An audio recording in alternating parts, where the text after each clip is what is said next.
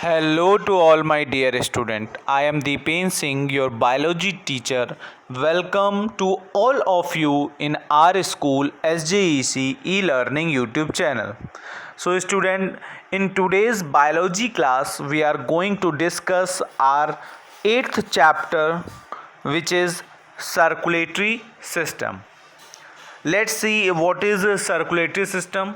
As we know, it is also known as the transport system of body. Means it transport various fluid in our internal body. It is the system of internal transport in all the multicellular organism, and it supplies nutrients and oxygen to all the cells of body and also removes waste product from them. It also transport hormones from the endocrine glands to their target organs and protect the body from the invasion of microbes, attack of microbes, germs, pathogens. Clear? Now the component of circulatory system which made the a complete circulatory systems are body fluids, also known as circulatory medium, such as blood, lymph, and tissue fluid to carry food, oxygen, and other substances present in our body.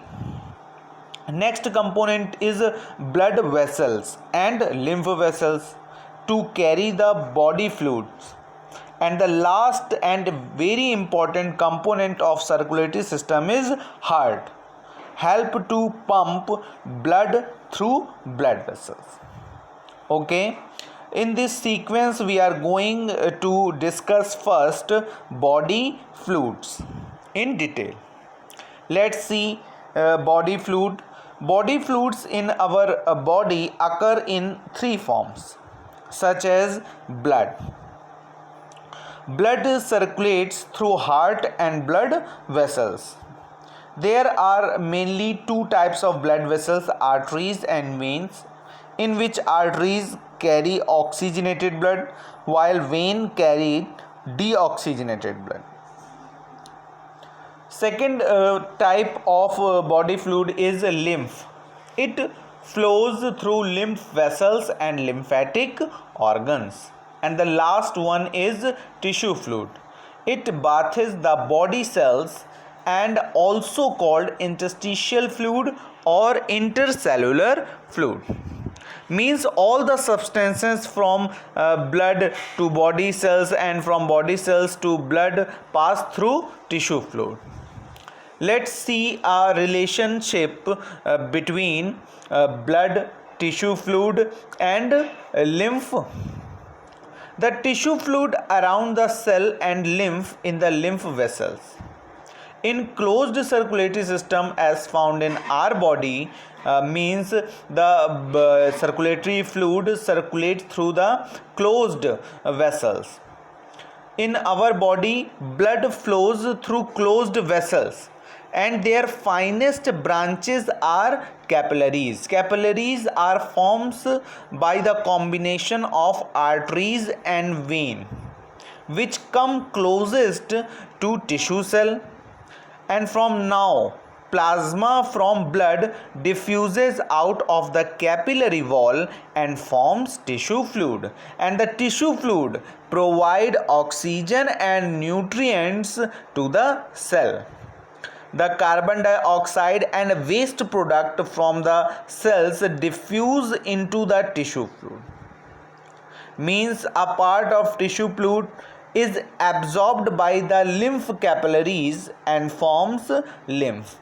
It passes through lymph vessels and is poured into the subclavian vein. Clear? Okay, so in today's class we discuss in detail first the blood. Blood, the circulatory medium, is bright red colored fluid flowing through the heart and blood vessels. Blood vessels means artery, veins, and capillaries.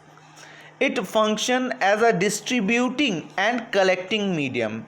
It means it distribute nutrients, vitamin, hormones and various components of our body, and also collect some waste product from the cell such as carbon and other uric and urea, which substances are harmful for our body.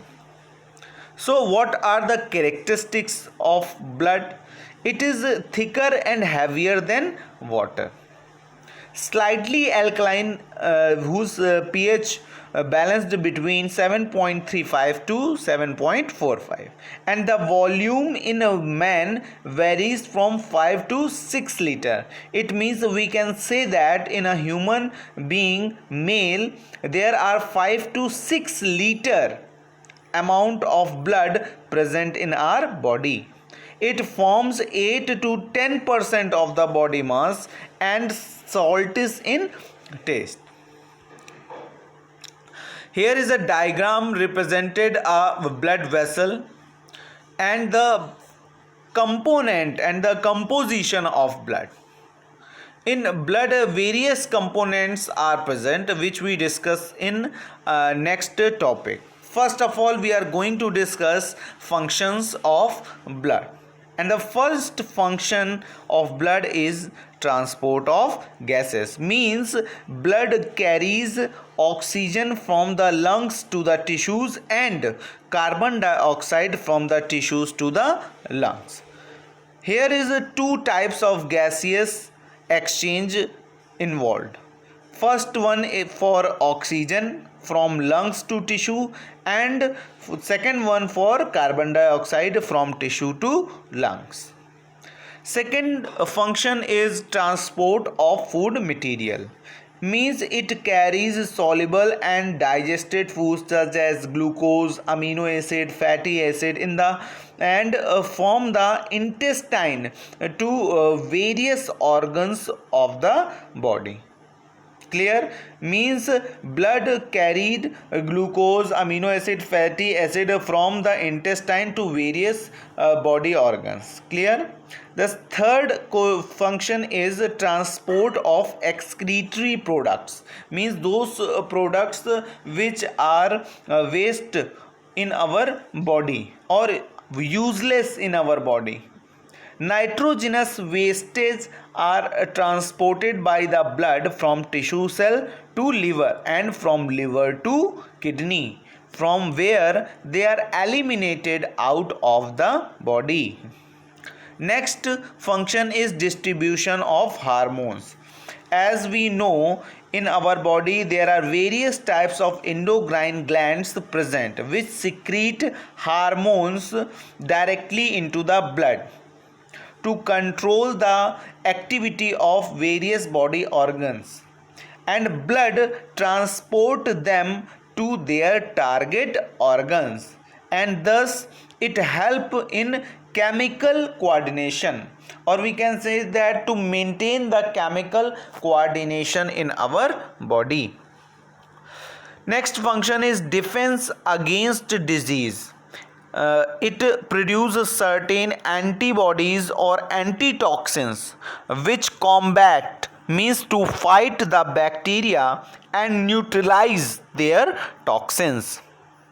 White blood corpuscles engulf, means to eat the disease causing bacteria and protect the body. Next function is temperature regulation. Means blood absorb heat producing during respiration in the internal tissue and convey it to the skin and lungs for dissipation into the air. And the last and very important function of blood, clotting. In the case of injury and the rupture of blood vessel, blood clot on coming in contact with air and prevent the blood flow from the wound, and it is a very important factor. In a hemophilic person, the blood clotting factor is absent. Our next topic is composition of blood.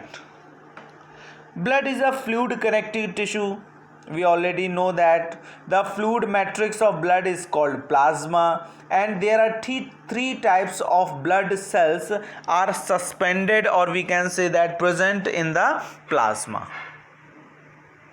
Here is a graphical represented by the blood.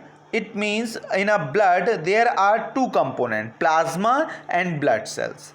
In plasma there are numerous proteins such as albumin, globulin and fibrinogens are present.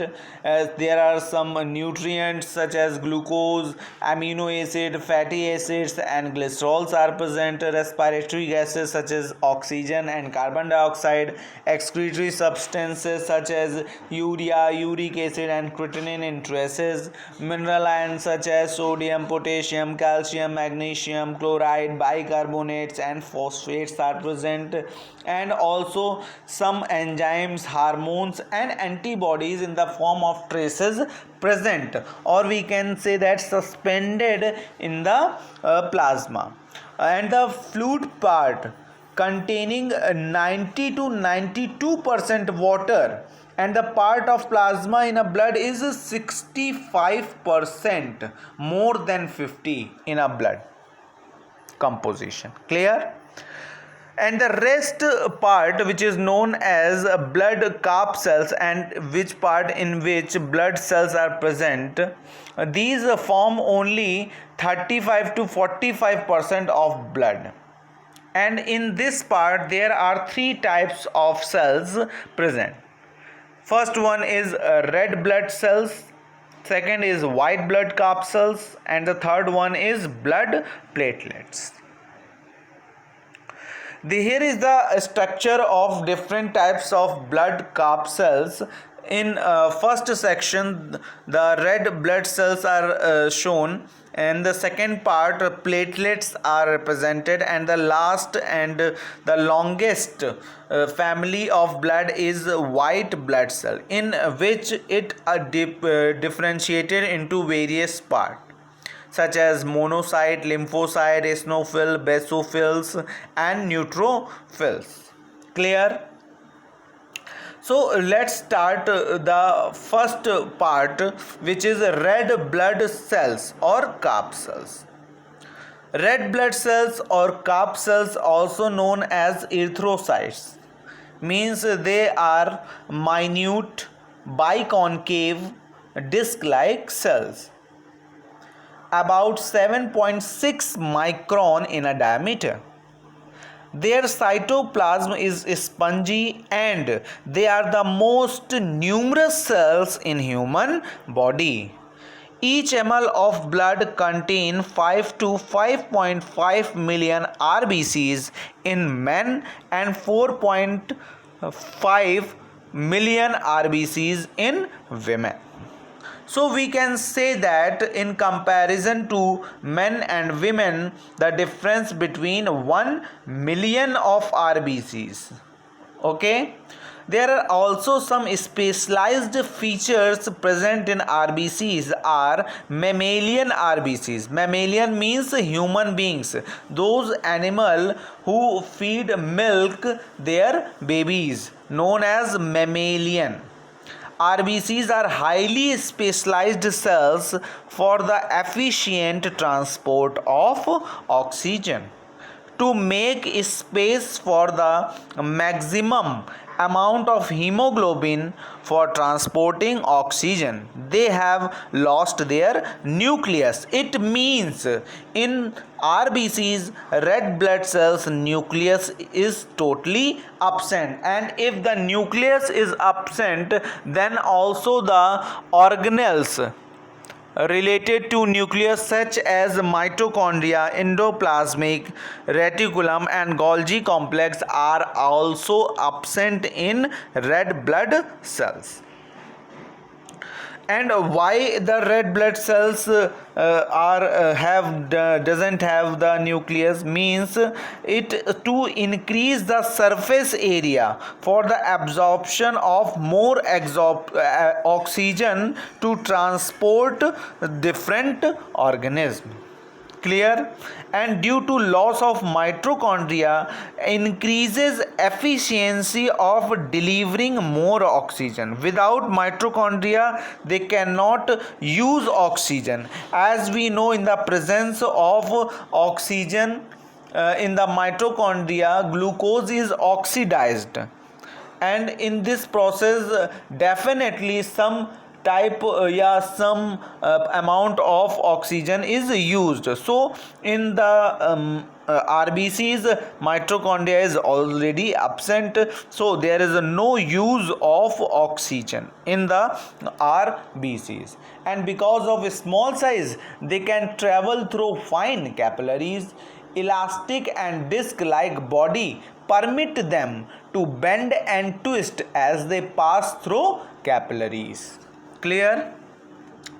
There are also some related terms which are more important to RBCs, and the first term is hemoglobin. Hemoglobin is the oxygen carrying pigment and readily combine with oxygen to form a temporary compound, oxyhemoglobin. RBCs laden with oxyhemoglobin travel to tissue in different part of body. In the tissues, the oxyhemoglobin readily liberates oxygen to be used by them. Hemoglobin also combine with a small amount of carbon dioxide and brings it to lungs from the tissue cell. Second important factor is poisoning with carbon monoxide. Means hemoglobin has great affinity with oxygen but has 250 times greater affinity with carbon monoxide and form a stable compound, carboxyhemoglobin.